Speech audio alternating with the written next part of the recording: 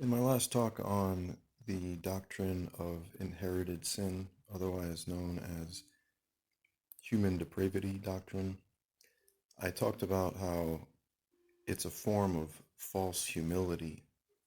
It's promoted as a form of false humility, and those that indulge in it and promote it oftentimes, if not always, do so in the supposed vehicle of humility, meaning it's supposed to be an exercise of humility by talking about your inherited sin, talking about your supposedly inherently wicked nature. You're just humbling yourself before God and thereby making yourself acceptable to Him. So, if you didn't hear part one, please give that a listen because it'll put all of this more in context. In this talk, I wanted to get more into some details on exactly how it's not a form of humility, and also get into just how diametrically opposed this doctrine is to the teachings of Jesus, and just exactly how big of a form of sabotage this teaching is. It's one of those doctrines that maybe at first glance seems okay or doesn't seem that bad, or maybe it just strikes you as slightly off. But the more you analyze it and contemplate it, the more you'll realize just how terrible and false of a doctrine it is.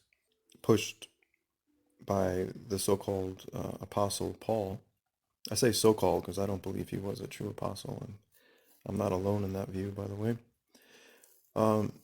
This doctrine is telling you that, again, to believe in human depravity is an exercise in humility. But the truth is that this is actually a false and abusive view toward yourself and toward humanity, right?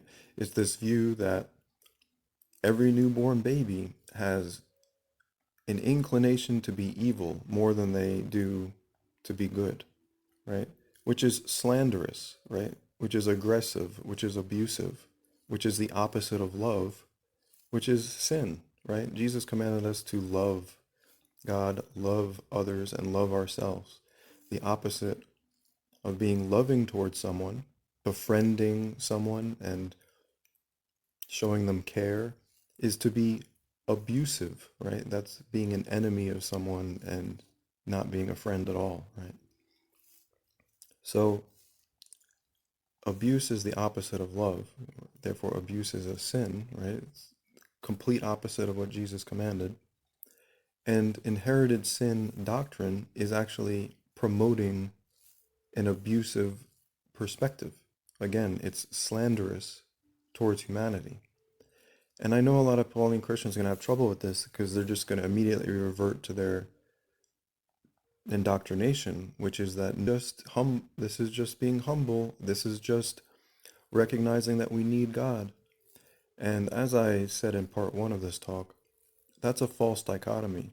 To think that you have to believe humanity is inherently evil in order to believe you need God is false. It's not one or the other. In other words, it's not a matter of choosing between inherited sin doctrine and choosing God. You can choose God, but also believe that you were made in the image and likeness of God. You can believe you need God and also not think that you're inherently evil. You can certainly believe both of those things. It's not this false dichotomy, this false either or logical fallacy wherein you have to believe you're just this awful, sinful creature in order to orient yourself to God correctly. That's false. again, the greatest commandments of Jesus is to love God, love others, and love yourself. How can you love yourself if you believe you're inherently evil, right? We're called to hate evil, right? Amos 5:15 and elsewhere, and just common sense, right? Hate being extreme dislike. Anyone who's a follower of Jesus should have an extreme dislike for evil, right? Have an extreme dislike for the enemy of our king. So if abuse is the opposite of love and we're commanded to love ourselves, right? That is part of the greatest commandments. That's another thing Pauline Christianity will try and tell you isn't true, which again is going against what Jesus actually taught. They'll tell you self-love equals conceitedness. So they're telling you that what Jesus commanded is actually evil. Again, this is the false morality by false gods. The false god here in particular being the false apostle Paul, who is the main, origin of this doctrine. So they're telling you, oh, if you love yourself, that's equal to conceitedness, equal to boasting, right? Yet Jesus commanded us to love ourselves.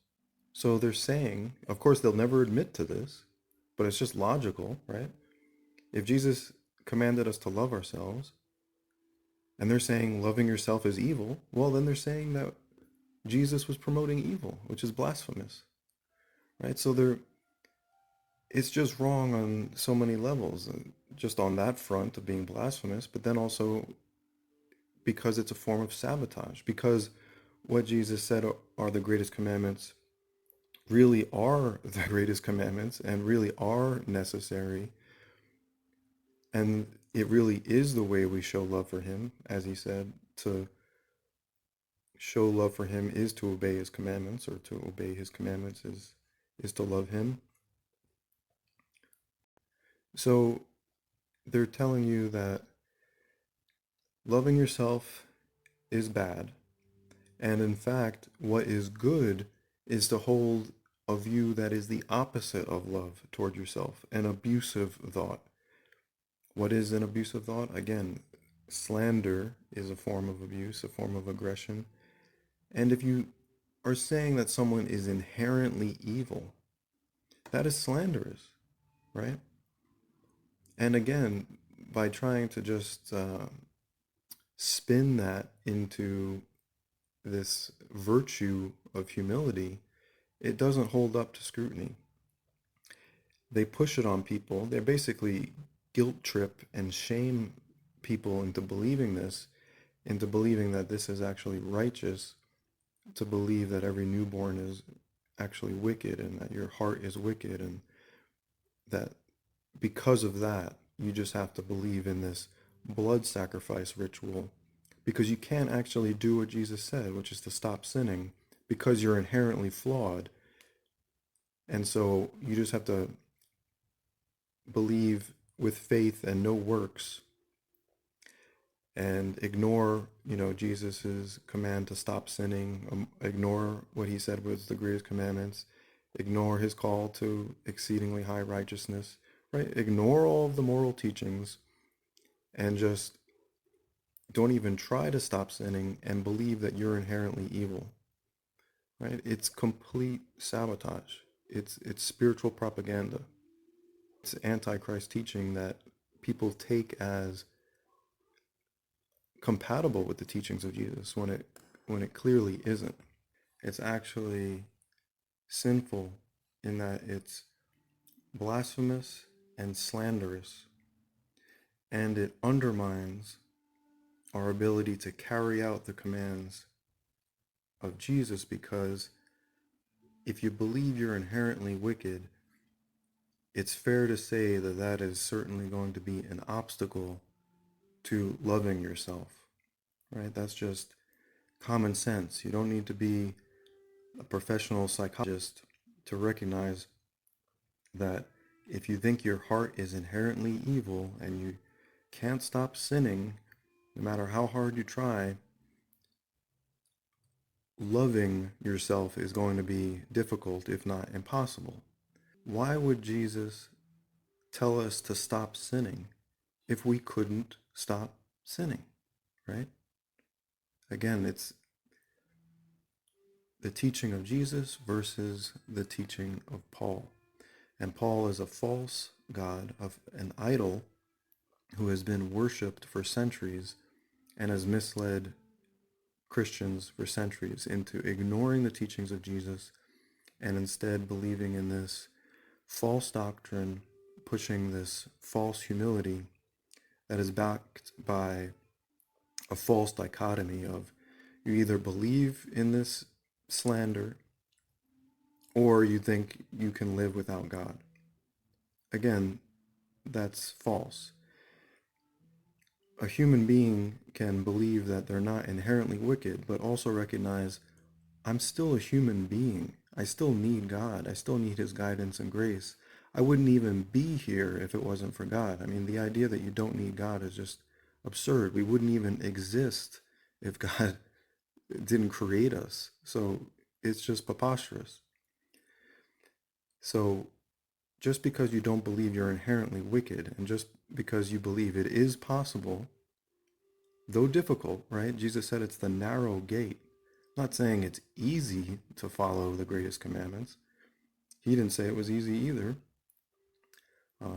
In that sense of the gate being narrow and the way being difficult, and few are those that go that way, right? Many go on the wide road, to paraphrase, right? So again, the main points being Jesus didn't command us to do something we can't do. And this doctrine on inherited sin is not an exercise in humility. It's an exercise in spiritual sabotage. So I hope you'll take these points into consideration and not just accept what the church is telling you as fact. You have to be, I believe, open to the possibility that the enemy might try to distort the teachings of Jesus and even hijack his religion for the enemy's own purposes, right? Why would you think the enemy would just leave the teachings of Jesus alone, right? When they are in fact the truth